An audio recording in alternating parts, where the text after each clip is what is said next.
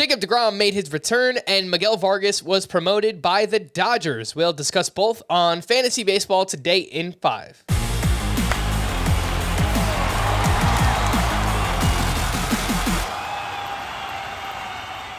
Welcome into FBT in 5. As always, make sure to follow and stream us on Spotify. Today is Wednesday, August 3rd. I am Frank Stanfield, joined by Scott White.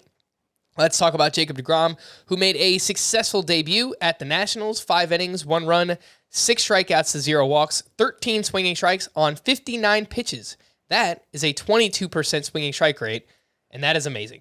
Scott, what do you think about the debut here? And I don't know. How are we valuing Jacob DeGrom? Well, the debut is what you wanted it to be. He dominated. I think every time Jacob DeGrom starts, you can expect him to dominate. I think for as long as he's healthy, there's a good chance he's the best pitcher in fantasy. Obviously needs to get the pitch count up, go deeper into games, all of that. But we know who Jacob DeGrom is. He's amazing. I just don't feel confident he's going to stay healthy for even 2 months.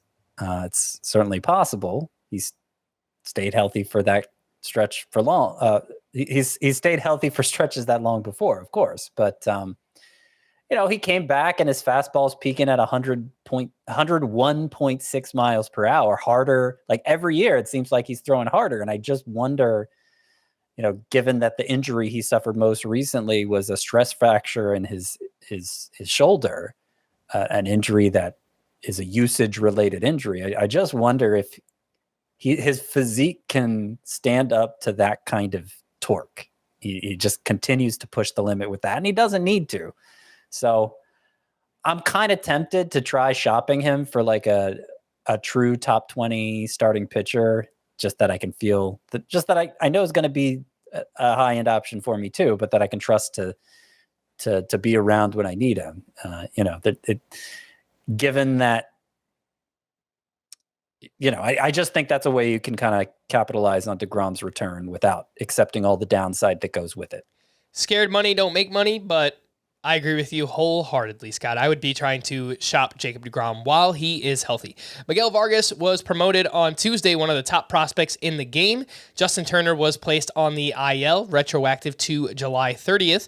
And Vargas having a great season in the minors, 291 batting average, 15 homers, 12 steals, 879 OPS.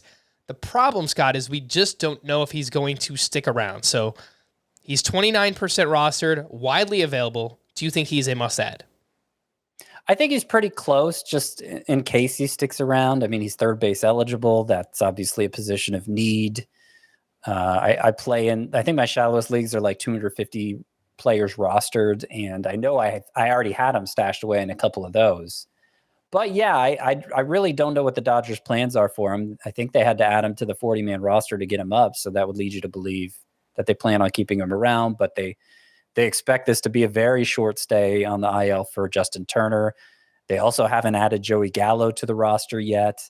To get Vargas in the lineup regularly, they need to be willing to bench Muncy or Turner regularly, and they've shown no inclination to do that. So, until I actually see them using Vargas, I'm going to wonder if he'll stick around.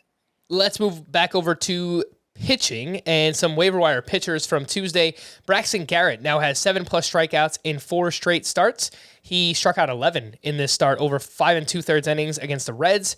Kutter Crawford has now allowed 3 earned runs or fewer in 5 straight. He goes 6 innings against the Astros, 1 run, 6 strikeouts there. And then Cole Irvin, ho-hum, just another quality start at the Angels, 6 innings, 2 earned, and 4 strikeouts in this one. Scott, how do you rank these 3? Braxton Garrett, Kutter Crawford, and Cole Irvin. So I go Braxton Garrett number 1. He just continues to impress when we expect him to recede. And I know it's another bad lineup he's going against, the Reds, who just traded away Tommy Pham and Brandon Drury. But still, it was his second straight start against the Reds. They had already gotten a look at him, and he carved them up again with 11 strikeouts. Slider seems to be a really special pitch, and I'm gaining confidence in him every time out. Cole Irvin would be second for me. I believe this was his 7th start in a row with 2 earned runs or fewer. His ERA is right around 3. The underlying numbers aren't great, but he's in a good park for his skill set.